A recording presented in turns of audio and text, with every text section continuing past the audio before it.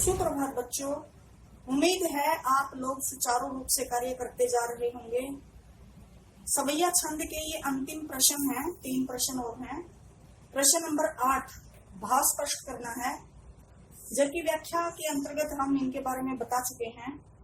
कोटिक एक धौत के धाम करेल के कुंजन ऊपर वारों।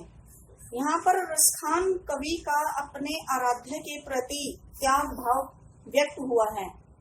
इस पंक्ति का क्या भाव है कि करेल के वे कुंज जहाँ कृष्ण का वास था, जहाँ कृष्ण मधुर बंसी बजाते थे, उन कुंजों पर कवि सोने से बने हुए करोड़ों भवनों को भी न्योछावर करने को तैयार हैं।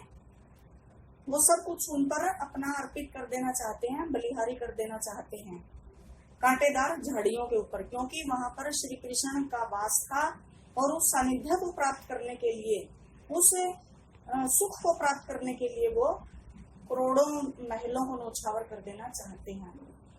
ख माई रीवा मुख की मुस्कानी संहारी न जह न जह न जह। यहाँ पर श्री कृष्ण की मनमोहक मुस्कान का जिक्र है कि जिसको देखकर गोपियां मदमस्त हो जाती हैं, अपने आप पर नियंत्रण नहीं रख पाती। इस पंक्ति में बताया गया है कि श्री कृष्ण की प्यारी मुस्कान इतनी मोहक है कि इस मुस्कान का उन गोपियों के द्वारा वार संभाला नहीं जाता, संभाल पाना कठिन हो जाता उनके लिए। वह मुस्कान उनसे संभलते नहीं संभलती, वे उस पर फिदा हो जाती हैं, न्योछावर हो जाती हैं और जहां की तहां खड़ी रह जाती हैं, अवाक रह जाती हैं उस मुस्कान को देखकर। तभी वो क्या कहती हैं कि उस मनमोहक मुस्कान को वो देखकर अपने आप पर नियंत्रण नहीं रख पाती, श्री कृष्ण की ओर खिंची चली जाती हैं। प्रश्न नंबर 9 कालिंदी कुल कदम्ब की डारन में कौन सा अलंकार है? तो यहाँ पर आप लोगों ने अलंकार किए हैं, अच्छे से पहचान हो गई होगी।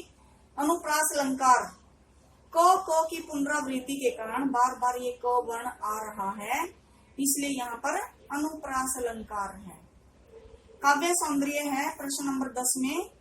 या मुरली, देखो भाव सौंदर्य जहाँ पर आ जाता है तो आप उसका भावार्थ लिखेंगे, उसमें क्या व्याख्या लिखेंगे, क्या बताया गया है, किसके बारे में चर्चा की गई है। और काव्य सौंदर्य आ जाए तो काव्य सौंदर्य के बारे में कि कौन सी भाषा है, अलंकार है, छंद है, उसके काव्य सौंदर्य, काव्य शैली के बारे में बताना पड़ेगा। या मुरली, मुरलीधर की अधरान, अधरान होता है होंठ, मुरलीधर भगवान श्री कृष्ण है यहाँ पर। या मुरली, यह मुरली, वो गोपियां एक दूसरे से कह रही हैं, जो गोपी उसका स्वांग भरने को तैयार हो गई थी, वो क्या कहती है कि यह मुरली, श्री कृष्ण की मुरली। म आया है यहाँ पर, म की आवृत्ति के कारण यहाँ पर देखो अनुप्रास अलंकार है। काव्य सौंदर्य में आप लोगों को यही बताना है। अधरान होंठ, नीचे का होंठ है। अधरान धरी, धरी का मतलब धरी हुई है, धारण की हुई है, श्री कृष्ण ने बांसुरी को अपने होंठ पर धारण किया हुआ है। अधरा न, अधरा मतलब होंठ, होंठ पर नहीं, धरूंगी धरूंगी, यहाँ पर होंठ है और यहाँ पर होंठ पर नहीं, तो यहाँ पर 2 शब्द आने के कारण और उनका अलग अलग अर्थ होने के कारण यमक अलंकार है। तो यहाँ पर काव्य सौंदर्य में क्या क्या लिखेंगे आप? ब्रज भाषा, सबसे पहले लिखोगे भाषा, ब्रज भाषा है। और छंद कौन सा है बेटा?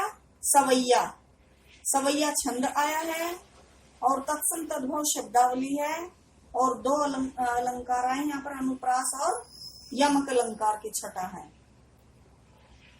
और भाषा, भाषा कैसी है? सरल, सहज, सुबोध, माधुर्य गुण है। अच्छा, एक नीचे दिया हुआ है बेटा आपको परियोजना कार्य, कल रविवार है तो इस पर आप परियोजना कार्य का विषय है माँ और मातृभूमि स्वर्ग से महान है। माँ और मातृभूमि, इन पर आप अपने भाव अभिव्यक्त करेंगे। बेटा आप लोग देखो, माँ की ममता अनमोल होती है। माँ स्वयं कष्ट पाकर आपके सुखद भविष्य का निर्माण करती है, अभावग्रस्त जीवन में माँ की ममता का कोई छोर नहीं होता, जब वह अपने मुंह का निवाला भी बच्चे की भूख के हवाले कर देती है। माँ की महिमा का गान तो बेटा सुर असुर देवताओं ने और राक्षसों सभी ने किया है। वो कहते हैं ना कि परमात्मा जिस जगह पर हर जगह नहीं पहुंच सकता परमात्मा, तभी उन्होंने क्या किया है, तभी उन्होंने धरती पर माँ को अवतरित किया है, यानी कि माँ को भेजा है। माँ की महानता के बारे में आप कितना भी लिख सकते हो, कितना भी बखान कर सकते हो। ऐसे ही बेटा जन्मभूमि के बारे में, जन्मभूमि के प्रति भी अलग ही लगाव होता है। उस माटी की सौंधी सौंधी खुशबू, महक, वातावरण, उसकी मिट्टी में खेलना कूदना मृत्यु पर्यंत याद रहता है। आप लोग रामायण देखते थे बेटा, अभी पीछे जो रामायण आते थे, शायद देखा हो आप लोगों ने, जब भगवान राम 14 वर्ष के लिए वनागमन करते हैं और जब अयोध्या नगरी की सीमा पर पहुंच जाते हैं, जाते समय तो वो पलटकर अपनी जन्मभूमि को भावात्मक नेत्रों से प्रणाम करते हुए कहते हैं कि हे जन्मभूमि, सौभाग्य हुआ तो पुनः 14 वर्ष पश्चात दर्शन करूंगा। तो जो सुख माँ और मातृभूमि के सानिध्य में होता है, दुर्लभ है। और तो क्या कहें, देवता भी ऐसे अनुभूति को तरसते हैं। इसके ऊपर आप कितना भी लिख सकते हो बेटा, तो इस पर आप या फिर अपने भाव। धन्यवाद।